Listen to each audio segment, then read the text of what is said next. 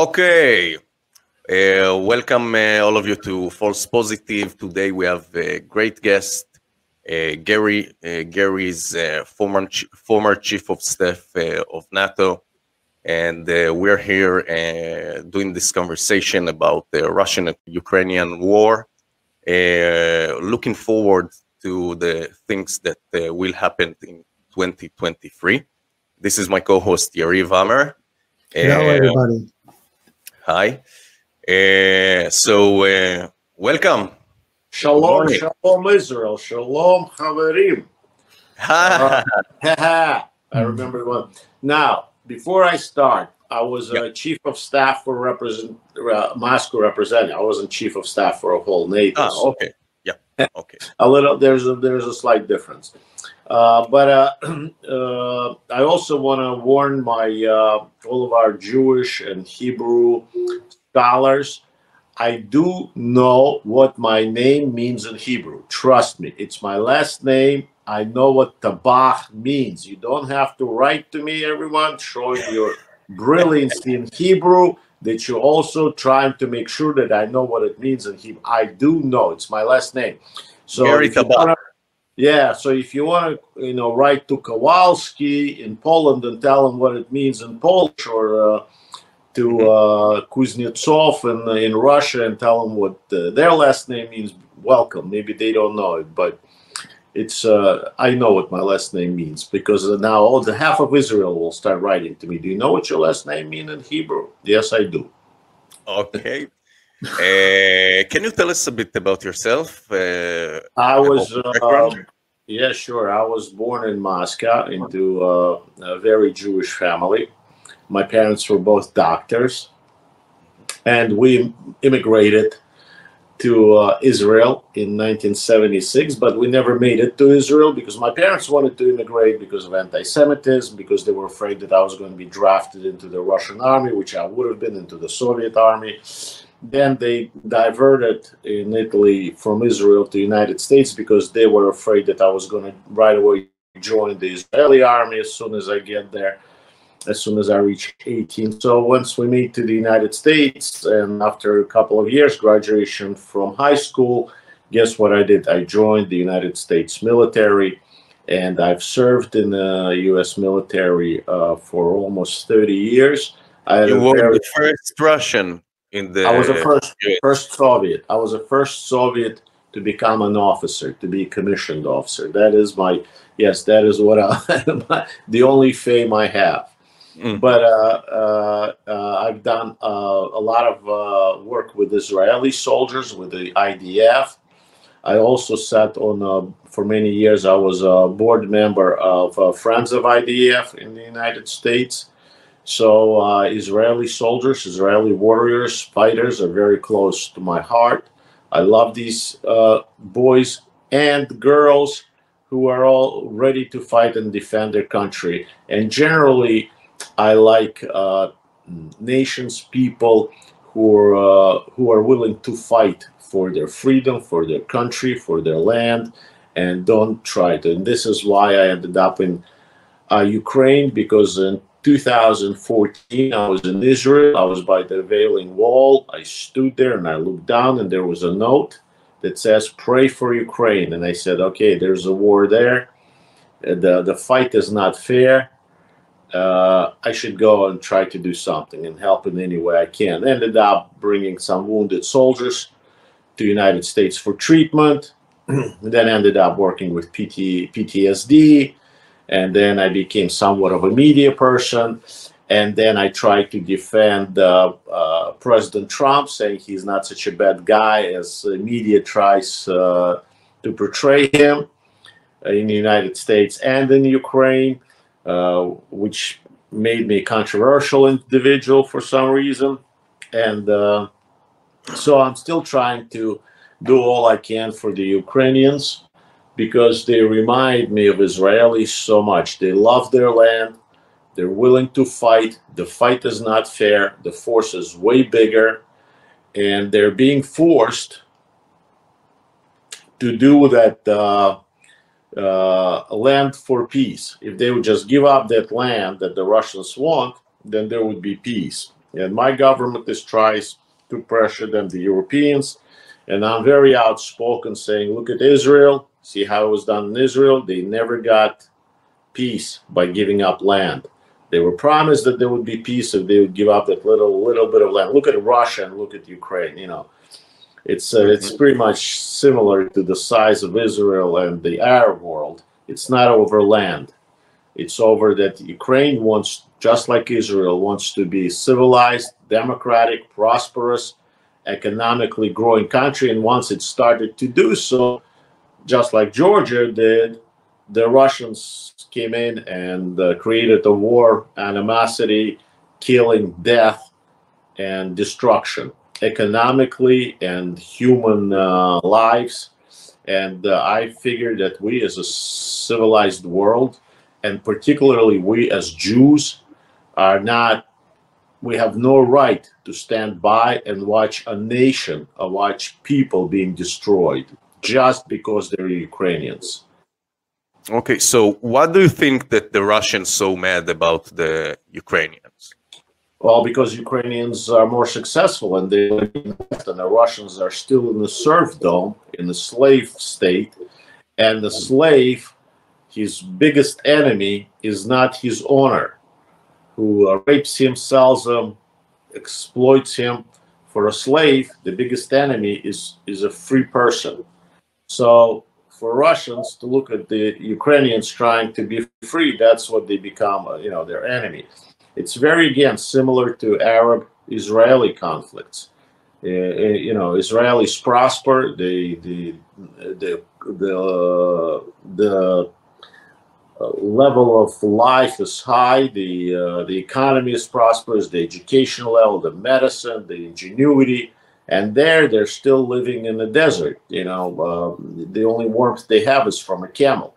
So of course, and they have a boss, they have an owner, whether it's a sheikh or whether it's imam. So the Israeli, it's not over land, it's over ideology, it's a world of light and darkness. It's over prosperous capitalism or enslaved communism. It has different names, but the idea is the same. Successful people, successful nations surrounded by losers will always be attacked. You can't create it yourself, so you got to take it away from them. Then they shouldn't have it either. Ukraine is very prosperous.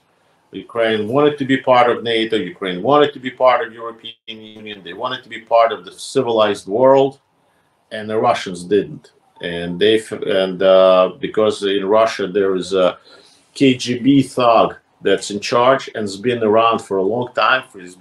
He's been in charge for 20 years, and life in Russia has not improved. He kept promising and promising and promising, and they have oil and gas. They have gold raining on them, and in 20 years, nothing. The people got absolutely nothing because of corruption, because of dictatorship. In Ukraine, in the same time, 5 presidents have changed, and they are, painfully, but slowly, they were living better and better and better, and they wanted to live even more so by becoming part of the civilized world, which Russia of course didn't want to, and attacked them first time in 2014, and everybody closed their eyes, just like they closed their eyes on Hitler, saying, okay, well, maybe if he has this little piece of Poland or this little piece of Slovakia, he'll come down. If he'll kill just a little bit of Jews in his own country, he would come down. Let's pacify him. The same thing in 2014 happened. Everybody started pressuring Ukraine. Just it's okay. Somehow it will resolve. Well, 7 years later, he had a massive, large-scale attack on Ukraine, destroying cities. Wiping off cities off the face of the earth, committing all kinds of crimes, war crimes, genocide. Like now, I'm sitting here in the room, and they could turn the lights, the electricity off any time, and it's very cold outside. So people, hospitals, children's hospital, they're freezing. The soldiers out in the front are fighting nonstop, repelling Russian attack after attack. And I think we can, I'm wondering if the internet will hang in here for us to finish this program, because if they'll turn the lights off, which they do several times a day, and at night the streets are dark. Okay, so let's give the audience some of the perspectives. The Russian cut off about 50% of the power in Ukraine right now, right? Yeah, I believe so. I believe about 50% of the power plants are destroyed or damaged. Yeah. And there's a shortage of electricity, of energy in the country. Of course, there are probably already 100,000s of people killed, including civilians, including children. There are several cities already wiped off the face of the earth. They don't exist anymore. And there is about, I would say about, what do they say, 10 million refugees, 10 million refugees inside of the country, internal refugees, and about another 10 million refugees outside of the country. Basically, half of the country is in a refugee status. Yes, this data we get from Warsaw, from Poland. Right. They told us that 10 million people went through their border out to Europe, and currently right now they have 5 million refugees, Ukrainian refugees in their land. But I want to separate with the two things, okay? So I get the humanitarian side, very important, because this is what we do. We are for the people, we are for the civilians. So this is the humanitarian part. This is devastating and this is awful. But you talked about the ideology. You said this word, okay? And this is very important because every move is driven by an ideology at some level, okay? So you talked about the clash between two ideologies, the communist ideology that I personally don't agree. I don't think that any one of us wants to live under a communist regime. And we see this communist regime attack all the democratic states in the last 3 years in high level. But let's see the alternative, okay? So what we see today is the WEF driving another agenda, okay, and another ideology. They call it not capitalism, by either stakeholder capitalism, that in my perspective is more like the communism system, the communist system. So this WF, World Economic Forum, is really big part and a member in a cooperative way with NATO and with the UN and with the European Union, the European Union and the US, okay? So what I see is a shift ideology that we want to fight for because it brings prosper and freedom, capitalism, okay, to another structure. So you think that this endpoint is worth fighting over and losing so many lives? Well, I'm not sure I understand your question. You mean fighting over the ideologies? Yeah, for the Economic Forum new ideology. I have a hard time understanding the question because I'm not the economist. I'm not an economist.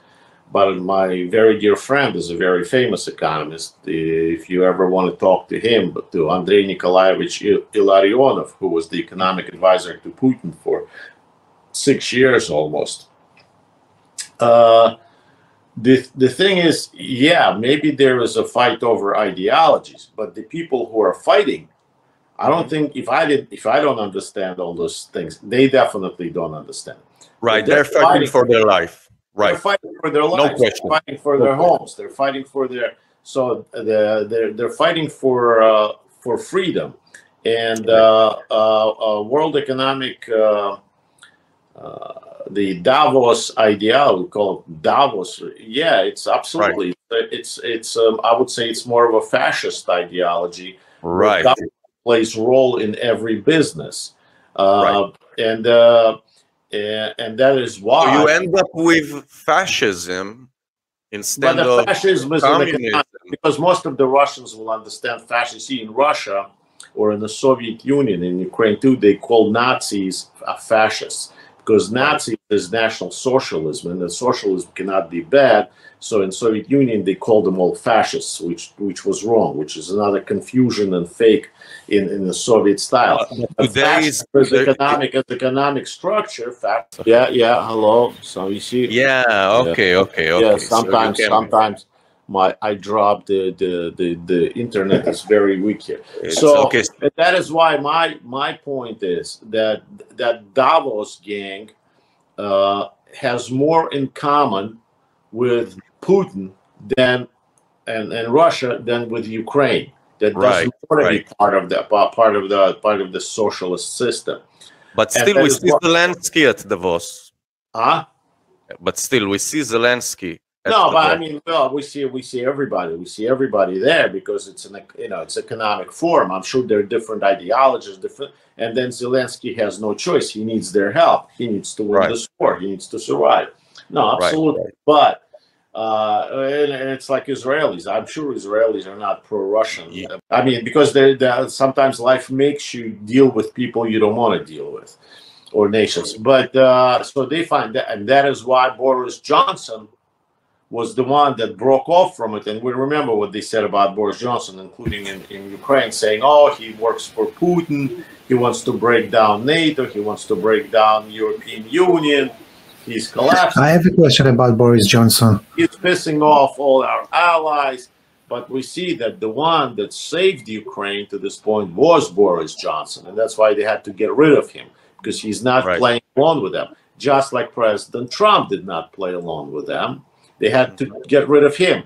And if you think they're not trying to get rid of Zelensky, you're mistaken. Now the next one is Zelensky. They're trying to get rid of Zelensky. They're attacking him, and there's all kinds of subversion going against President Zelensky.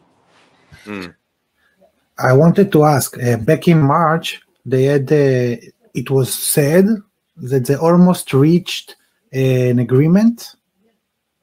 But then Boris Johnson flew to Ukraine, met with Zelensky, and delivered the message from the West that we are not ready yet to make this agreement.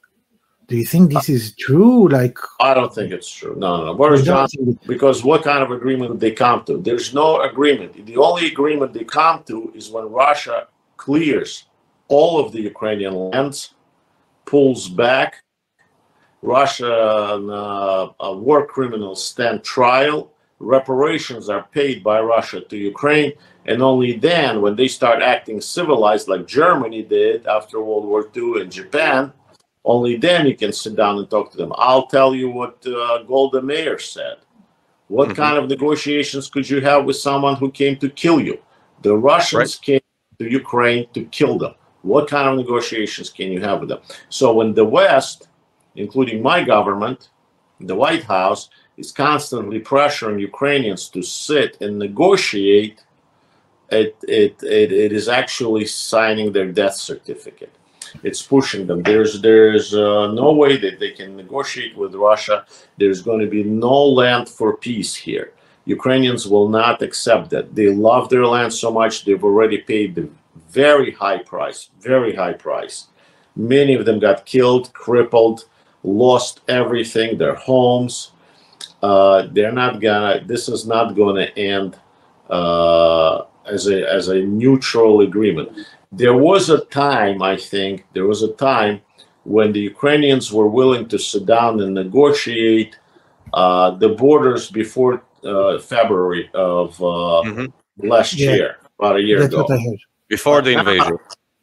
No, when the invasion just started. Yes.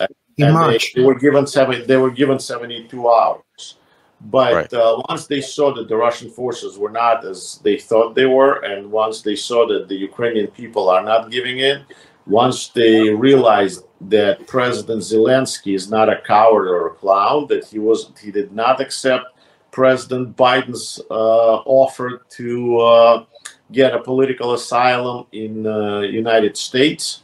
He said, I need guns, not taxi. That's what he said to him.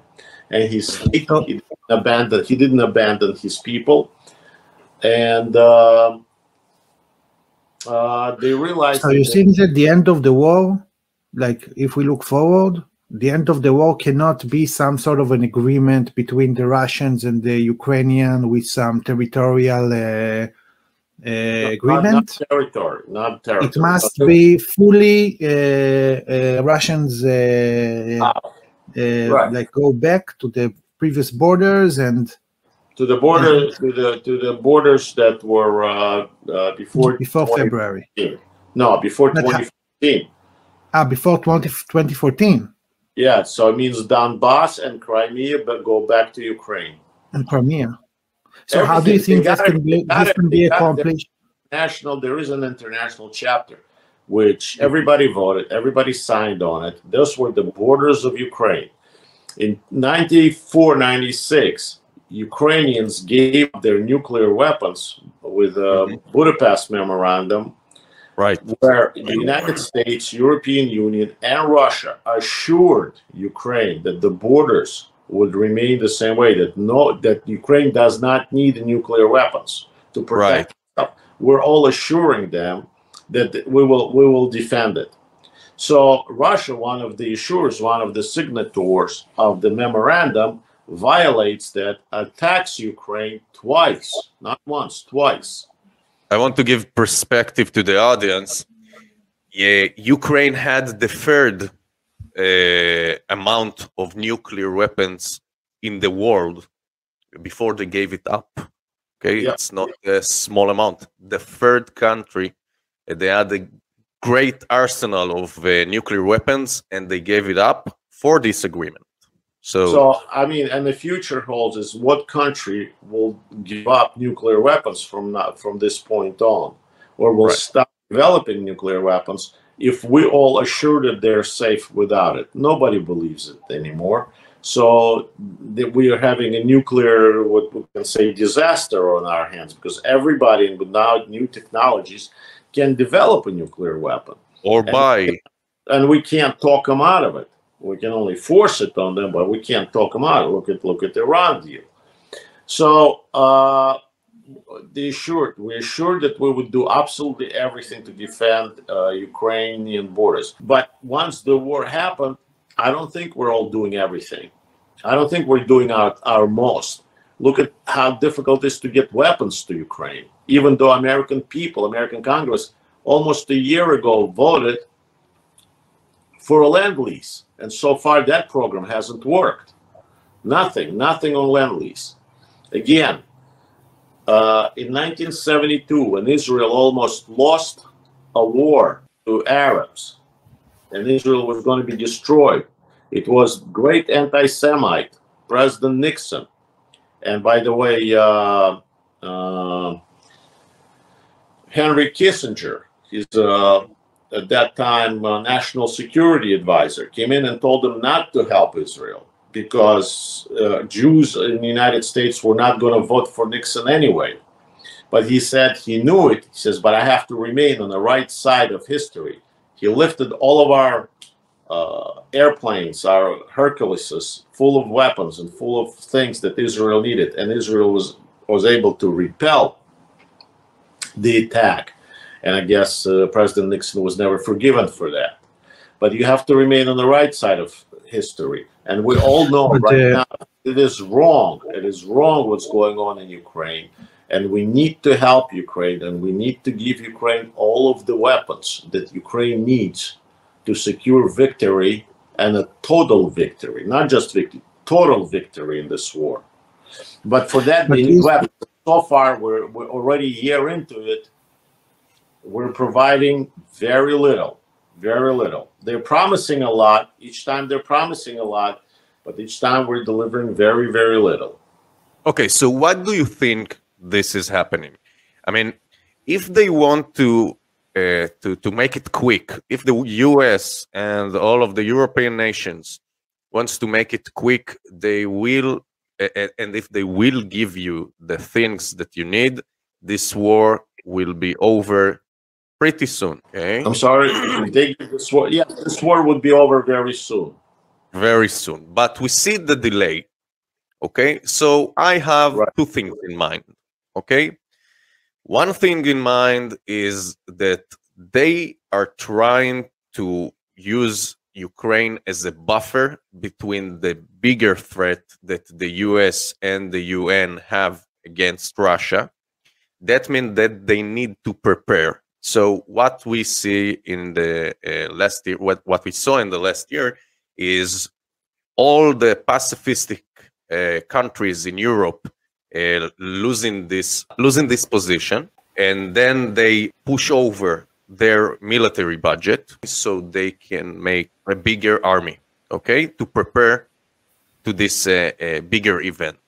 So they're using Ukraine as a buffer to stall the Russian, to weaken them until they will be prepared to engage it. Well, there, I don't know how prepared you need to be. For one, Baltic states, Poland, Czech Republic, they're giving more than their share. They're giving a lot. So somehow they were prepared. But Germany, France, well, Great Britain is giving a lot. So the other countries, old Europe, I would say, is not prepared. And this is when we're going back to when the President Trump was very upset with the European Union, with NATO, saying, you're not paying your share. You're not doing enough.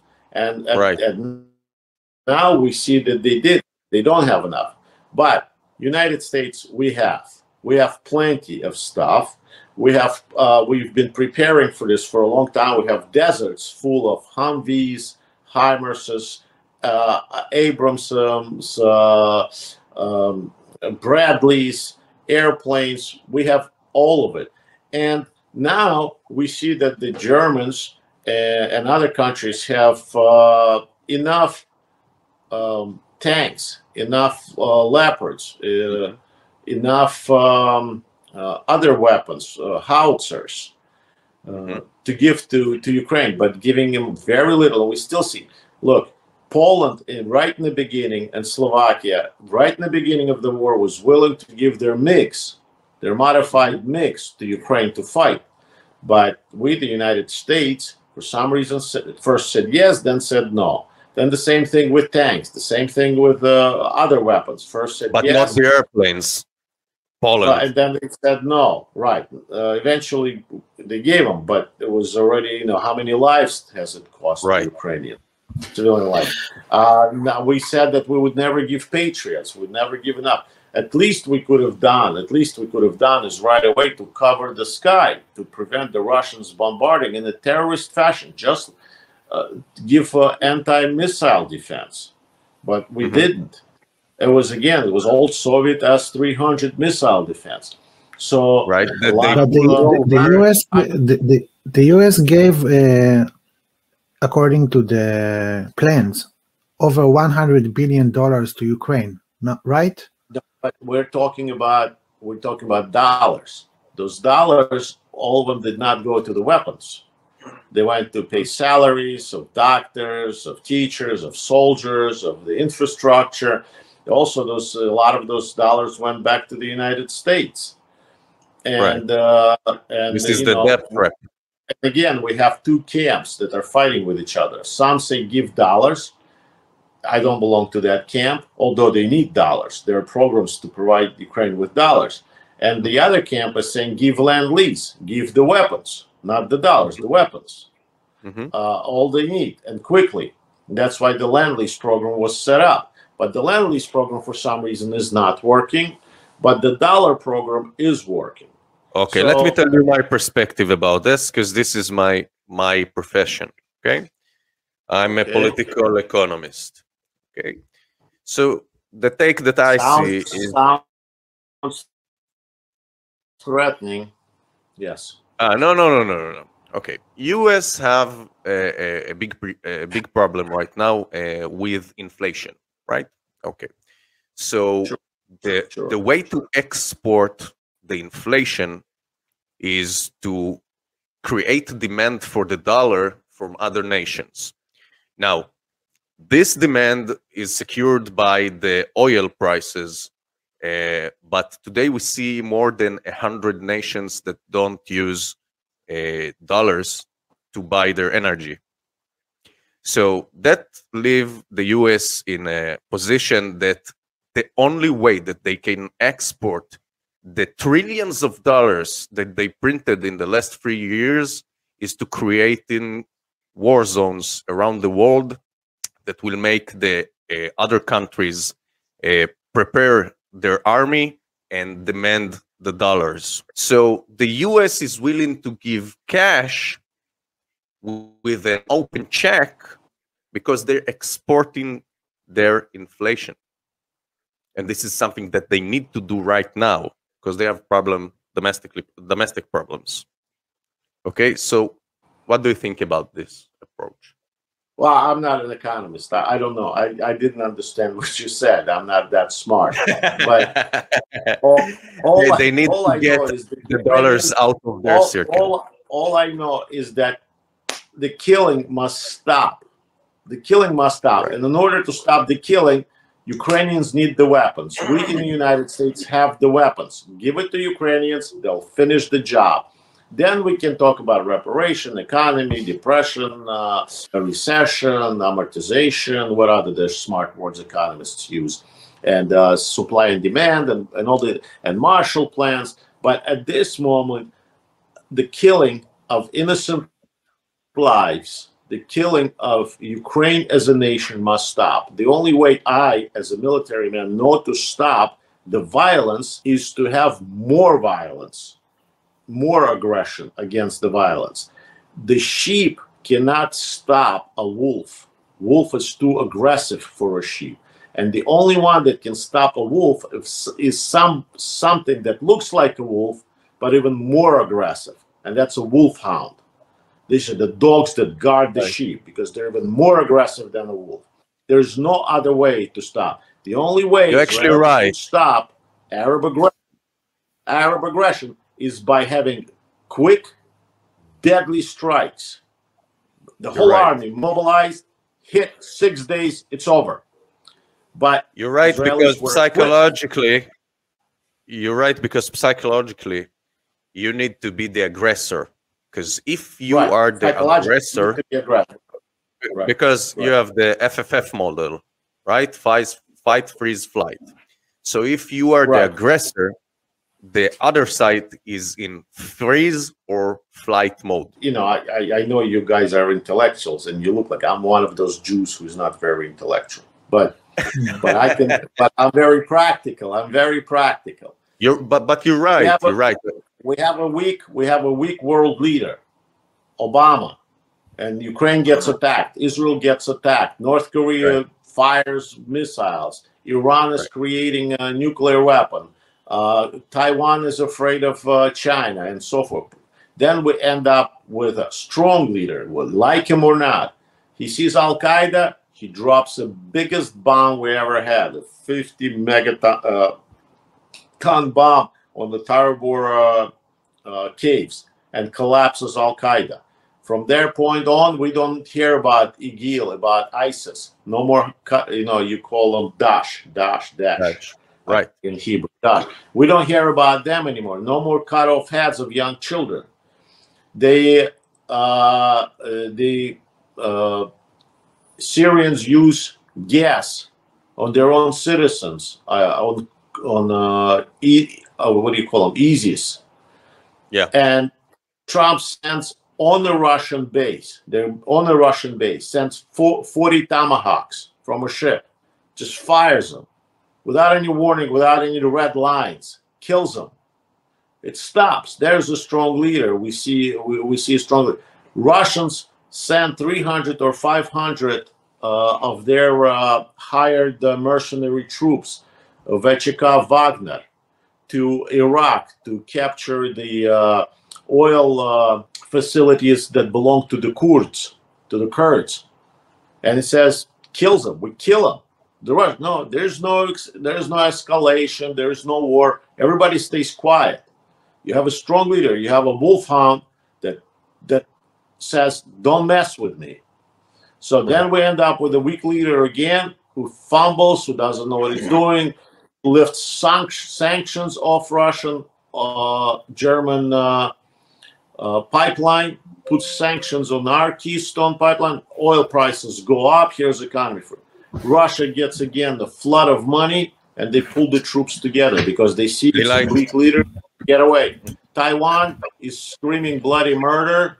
Israel gets attacked on the 21st of January of 2021, the day that Biden takes office.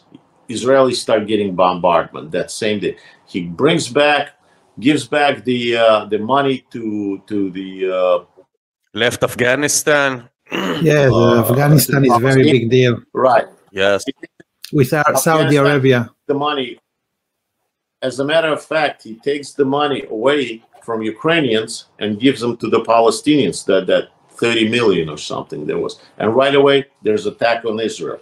It's that the financial aid, military aid that was supposed to go to Ukraine, he diverts it to the Palestinians. And created a bigger problem with Saudi Arabia. With Saudi Arabia, big problem, and the oil prices go up. And oil prices, that's what feeds Russia, a Russian aggression. And that creates Ukrainian deaths. Okay, and let's move forward. So right now the situation, I try to follow the news, but I try to listen to different type of sources so I get the full picture. You should only listen from the news to understand. So I understand on the one side, Ukrainian is doing very well to hold the north and the south, and the Russians are going trying to get to the middle. I forgot the name of the city where they are heading now. But there was the escape from Kharkiv, and now they are preparing. On the other hand, I hear the news that the whole reason for leaving Kharkiv was that the Russians will be able to gather the forces, and then they will be able to strike when the winter comes. Now is the winter. So is there going to be a strike from the Russians on the center of Ukraine?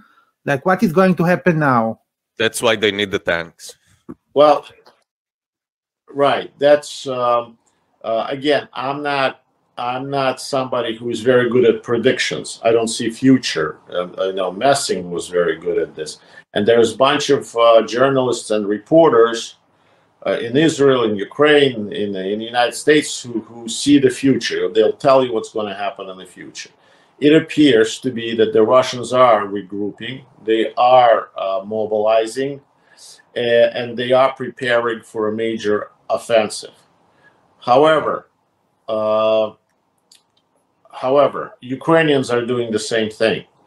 And for that reason, Ukrainians need the weapons.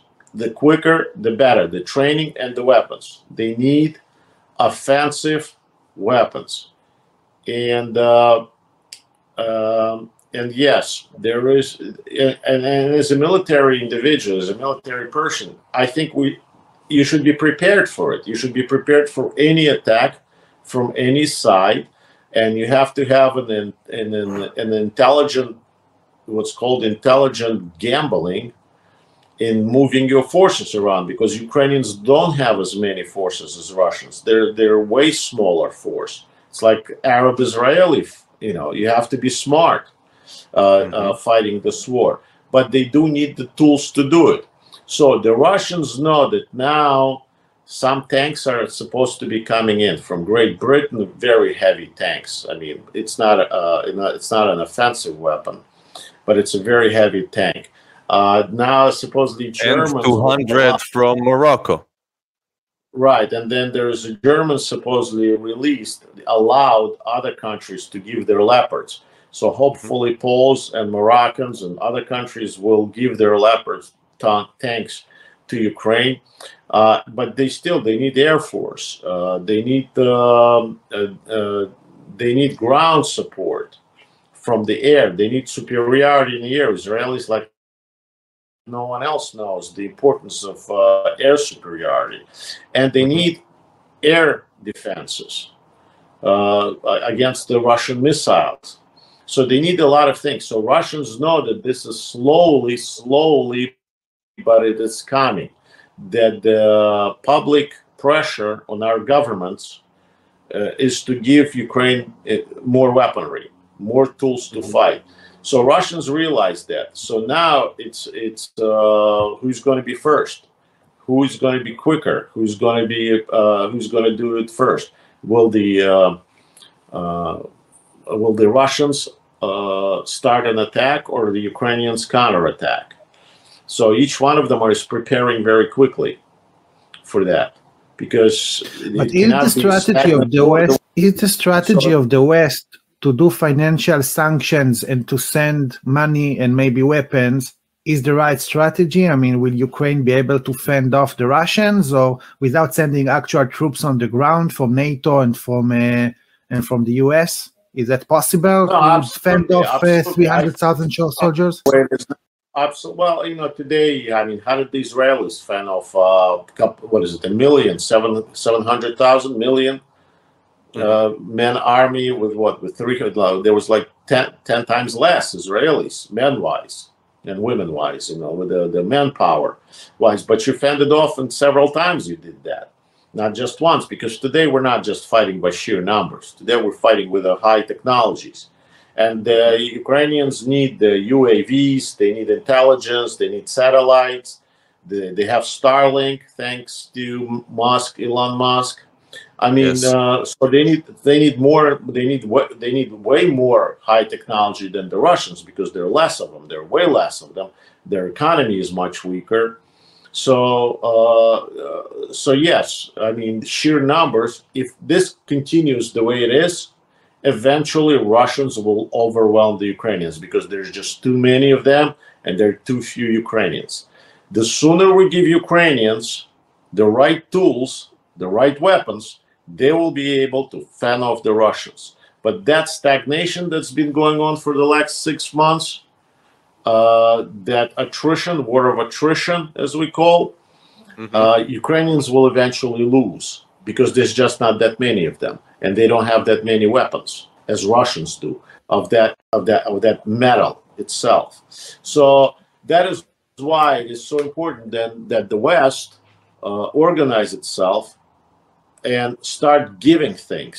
I mean, I would prefer if we would give, one type of things rather than different. If you have 5 different types of tanks, then you need 5 different, spare parts, mechanics, everything. If we have just Leopards, if we give them just one kind of a tank, Leopards or Abrams, then it's much easier to operate, to maneuver, to repair, because you have just one weapon system. If they have different types of howitzers, the same thing.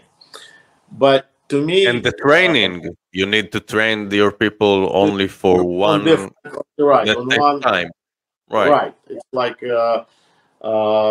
I wish they would have a Merkava, but you yourself don't have enough of them. But so that is the problem. There's also, but it's better than nothing. So at least we should give whatever we can, and we should flood Ukraine. All Ukrainians are difficult to train. That's absolutely not true. They train very quickly because and they're willing.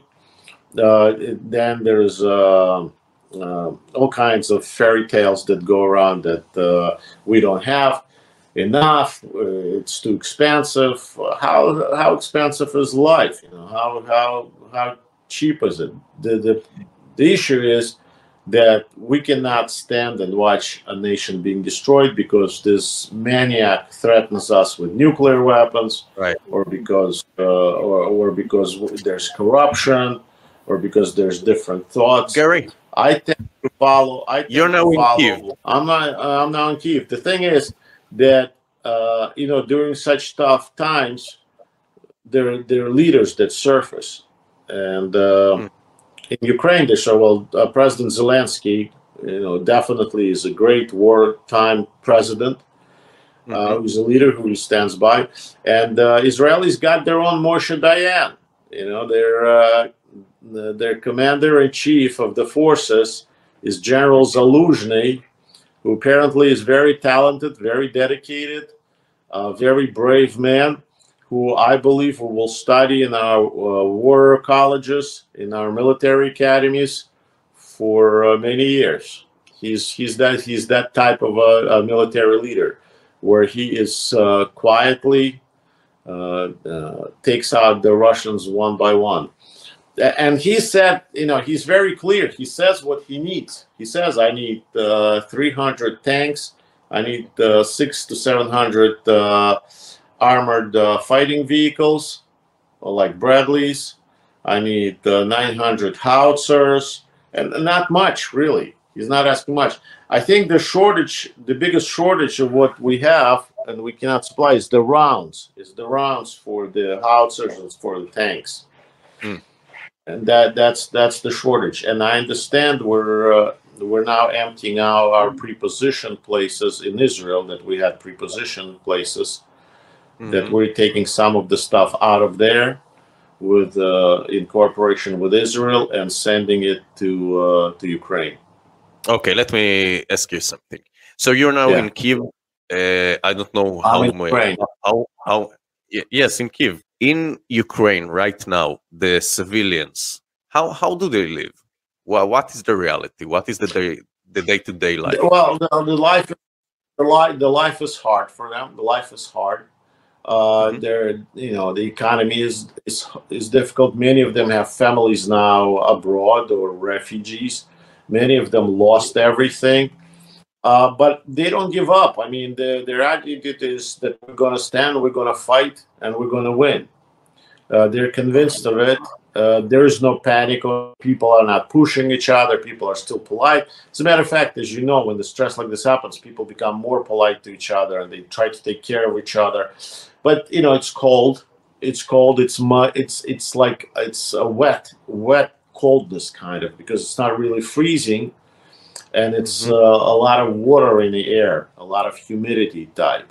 So it's, and of course, because of the electricity, and when electricity is in such short supply, now we depend on our gadgets like iPhones and computers and all this. So it brings a lot of interruption to work and to the movement of troops.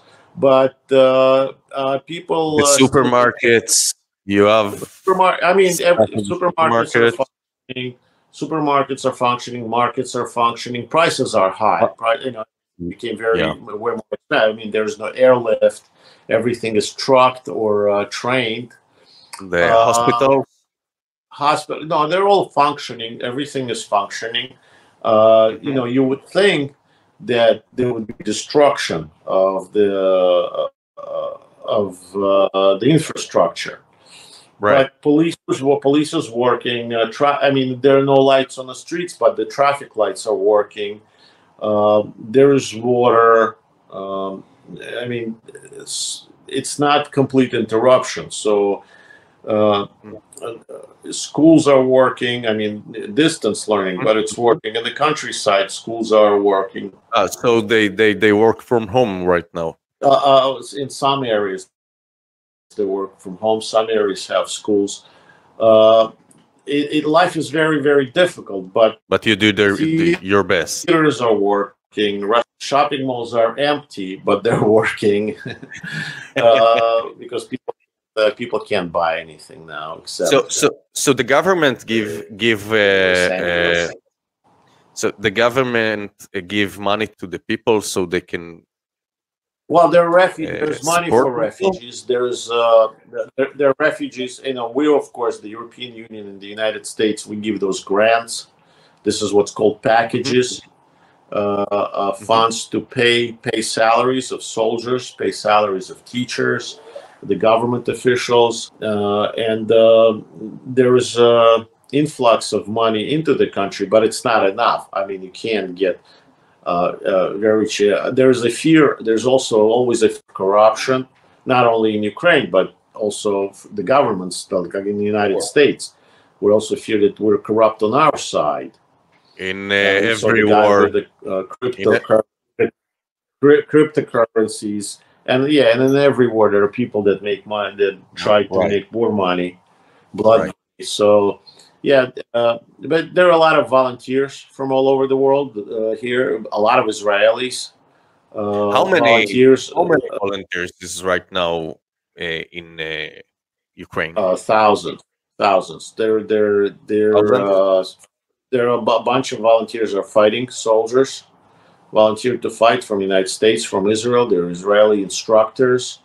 There are Israeli a lot of medical workers. So there are a lot of volunteers. But I mean, it's a war. It's a full-scale war. So you're in a war zone. Can we zoom out? I want to ask you another question because you understand NATO greatly, and we have a much bigger problem with Russia than we are the people, the civilians in the world understand. Okay, and it's not only the new Cold War or the old Cold War that is now representing again. We have a bigger problem, because if we look at what happens in the North Pole, this is something that the media don't really coverage and show to people. In the North Pole, we have a really long border with Russia. Yes, because of what happened in the North Pole. Okay, so in the North Pole, Russia have the biggest and longest border with the North Pole. And what is happening right there right now is that the ice is melting and revealing the land. Under this land, we have so many amounts of gas, of oil, and other metals and other elements that is very important to the world economy. And Russians are very close because they only have they're the only state that have the right ships that can sail through icebreakers. Icebreakers. They have the biggest advantage on those resources from the North Pole that are now revealing. And if we're looking forward to 2050, when this ice, huge ice, will melt down, Russia will have even greater power with their control of the energy of the world. Okay, so NATO's alliance is challenged also through that perspective in this future. What are their approach about it? Well, I can tell you about NATO. You know what NATO stands for? It stands for North Atlantic Treaty Organization. Right. But in reality, those of us who were in the NATO, NATO stands for No Action, Talk Only. Because, again, we can see that NATO is not doing anything about this war, about preventing or stopping or helping the Ukrainians. Very, very little. They talk a lot, but they gave 300 generators to Ukraine. That's what NATO. NATO now is competing with Red Cross by giving humanitarian aid. I don't know what will happen in 2050 when the ice melts, if it melts. All I know that the Russians do have a very large military base in the North Pole. They're controlling it. But what I can tell you is, so I don't know what will happen in 2050. But what I can tell you is that today we cannot live with Russia on the same planet in a form that the Russia holds. Russia has to change drastically, like Germany after World War II, like Japan after World War II. Russia has to be broken down. Russia's offensive weapons need to be taken away. Russian nuclear weapons need to be taken away. Russia has to be disarmed. We cannot afford to live with Russia on the same planet the way it is. You Israelis cannot afford it to live because they will continue to feed the terrorists that surround you. They will continue to feed Iran. They will continue to feed Syria. And if it's not going to be Syria, it's going to be someone else. So today's Russia is not a friend of a human being, no matter where they live. So Russia has to be taken apart. It has to be changed. And the sooner we do it, the better off all of us will be, including Russian people, including what do you themselves. think about Bibi coming back to the to be the head of state in Israel, the prime minister? You know, I have a very difficult time following American politics and Ukrainian politics. I definitely don't have time to follow very complicated Israeli politics, which is extremely complicated. I can tell you that Bibi Netanyahu grew up in the same city I did, in Philadelphia. Right. I can tell you that the reason I joined the military was because of the raid on Entebbe. After I've learned what Entebbe was, I wanted to be a paratrooper. And I know that Bibi Netanyahu was one of the special operations officer and served. So I like him in that sense. And of course, his brother is a great hero of the Entebbe raid, Yonatan Netanyahu, whose monument is right next to the monument I put up in Philadelphia in a shul of a great Jewish leader, first Jewish Commodore Uriah P. Levy. So there are two monuments sit next to Uriah P. Levy and Yonatan Netanyahu.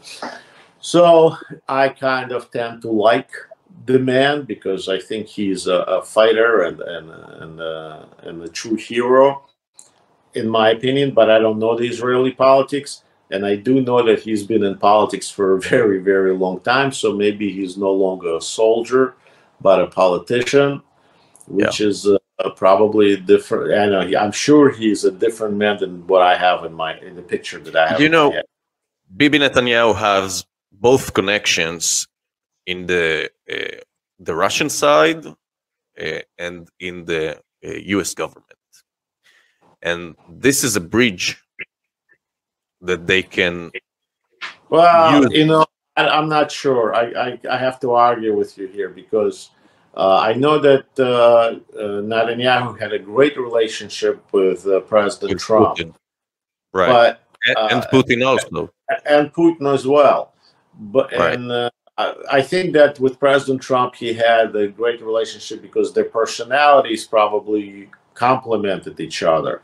I think that he had a good relationship with Putin because he had to have a good relationship, not because he wanted to have a good relationship. I don't think they have much in common. I don't think somebody like personality of Netanyahu has anything in common with a KGB thug. But because of the situation that Israel ended, is he has to deal with and has to have a good relationship with Putin. But now things have changed. There's no way any normal person, not to mention a leader, can have a good relationship with Putin. It's over. It's like having a good relationship with Hitler. You know, Stalin had a good relationship with Hitler in the beginning. Roosevelt had a decent relationship. I mean, Chamberlain brought a piece of paper, had a good relationship with Hitler. But the time comes when you say, okay, you cannot have a good relationship with these people. These people are maniacs, they're murderers, and we have to kill them. So one last question. I think that Netanyahu will not have a good relationship with Putin. He can't. I understand. And I just hope he has. I just hope he can have a normal relationship with Obama, because that was a difficult relationship. Yeah. And today we don't think that Biden is in charge in Washington. We think that Obama is, and maybe even his wife will be the next president of the United States. God forbid. God forbid. This is something that we can pray. find. You're closer to God there in Israel. So pray hard. I pray a lot. Believe me. Because everybody suspects they're going to drag her onto the stage and make her president. The only thing we hope for that she will not be president because she's too lazy. She's too lazy. Has never done anything in her life. We are hoping. I personally prefer that Donald Trump will be in position very, very, very soon. He was very right when he sat with the Germans back then in 2017, I think, and told them you need to stop take oil from Russia, and he was pushing this position. One second. And start paying your dues into the NATO, but everybody blamed him that he's fighting. Right, but he knew exactly when the pressure will be in upcoming events that we're now. And now he said he would have given Ukraine that. Firstly, he says the war would have never happened if he was in charge. Oil prices would have stayed low. Probably. And he talked tough to Putin, and he says I would have given them airplanes right away, those MiGs, and gave them the UAVs same time. Right. So give weapons to, and he's the one. In 2014, our Congress, Republican Congress, voted to give lethal weapons to Ukraine after the Crimea was annexed, and it was Obama and Biden that put a veto on it. And only when Trump came into power, he lifted that veto, and Ukrainians were able to get javelins and stingers and sniper rifles. And that's what stopped the Russian invasion this time, the original push. The Ukrainians were able, with those weapons, they were able to slow down Russian advance. And they knew how to negotiate with Putin and other nations. So that's a critical factor if you want to end this war. One last question that I want to ask, and maybe Yariv have one more. When I look at the stability of the military structure right now at Ukraine, it's very stable. You don't see many people lose their job or quit or pushed out or something like that. When I look at the Russian side, I see the 4th general that has been replaced right now. We see a lot of replacements, so it's less stable as I see it. How do you see it? The Russian side handle this? No, at the beginning, before the war, the Ukrainians had a lot of changes in their military structure. But look, it's two different nations. It's two different ideologies. It's two different approaches. Putin is an old Soviet apparatchik, nomenclature KGB thug. He's surrounded by the same people. He's surrounded by an old Soviet. Now he's a minister of defense. Before he was a minister of other ministries. In any way, it was an old Soviet nomenclature, guys. All Russian generals are old Soviet generals with the Soviet tactics and Soviet strategy. Soviet ideas of fighting the war, never retreating, and so forth, with the old Soviet equipment. They haven't come up with anything new. On the other hand, in Ukraine, the president of Ukraine and his surrounding were never Soviets. They all grew up already in a free Ukraine. They're young people. The General Zaluzhny, who's the head of the military of Ukraine, has never served in the Soviet army. He already only served in the Ukrainian army and commanded in Ukraine, and he studied abroad as well in the Western countries. All of his generals are the same type. They're all young, they're all Western educated, and they've never been infected by the Soviet ideas or Soviet styles. So we have two different systems fighting with each other. One is old and the other one is new. But the new one is weaker and smaller, and the old one is large but not very maneuverable. Okay, Yariv, do you have something else that you want to ask? My final question. Do you think it was a mistake to try and promote Ukraine to come into NATO? And do you think that now, what is the future? Is Ukraine going to be in NATO? I think Kissinger just said that last year Kissinger said, no, don't bring Ukraine into NATO, negotiate for peace. Now Right. he said last week you should bring Ukraine to NATO. So what do you think is the future? Well, Kissinger first said that Ukraine needs to negotiate with the Russians. Now he's saying that's it. It's beyond that. There's no negotiations with Russia. Exactly. He's definitely a very smart guy to this day. I don't know. He's 100 years old, but he's still smart. He's still a little bit to the left. But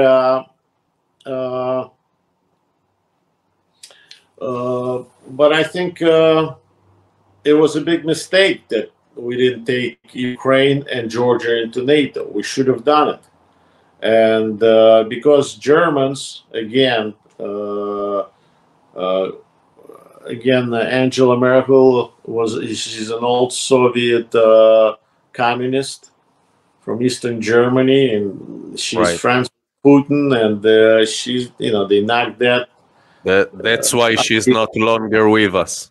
Yeah, she's been long enough, and she caused enough damage. But they didn't take. If Ukraine would have been now in NATO and Georgia, Russia wouldn't have started the war. Now, after Ukraine wins this war and destroys Russia, the question is going to be, who needs NATO? What's the purpose of NATO? You see, NATO, when I was in the NATO, it practically was over. There was no enemy. There was no Soviet Union. There was no Warsaw Pact. And it was practically had no purpose. I mean, we were trying to fight the war against terrorism, but terrorism is not the enemy. Terrorism is a tool or a tactic that the enemy uses. The enemy is like radical Islam or something like this, but not terrorism. Terrorism is a tactic that the enemy uses. So we couldn't formulate what the purpose of NATO was. It practically fell apart. China. But then in 2008, Russia invaded Georgia because it didn't get into the NATO. And right away things changed. NATO started we have to be now watched because Russia is not behaving right. And then those speeches that Putin delivered, that the West becoming an enemy again. And then, of course, in 2014, when Putin invaded Ukraine, then the NATO got this second life into it.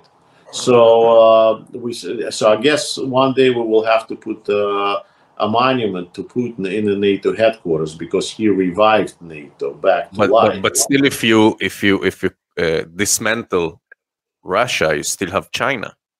Yeah, you have China, but the thing is, if once Ukraine beats Russia without NATO, then what's the purpose of NATO? It appears to be that the whole structure. What's the purpose of United Nations? Why is Russia on the Security Council? What's the purpose of NATO? Maybe there should be different alliances: Ukraine, Poland, Baltic states, Great Britain, and so forth. Because NATO turns out to be no action talk only. It couldn't prevent this war, and it's not helping to resolve this war. To take the side of on the right side and bring it to the end. So what's the idea of NATO then? So I mean, things may change. Maybe Ukraine will not need NATO or be part of NATO after they win the war on their own. They will need air.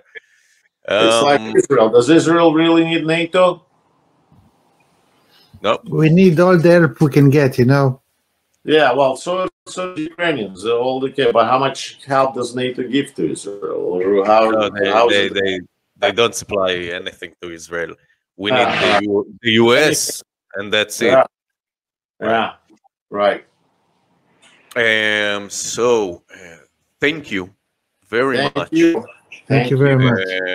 It was a pleasure to meet you, and it was a great discussion.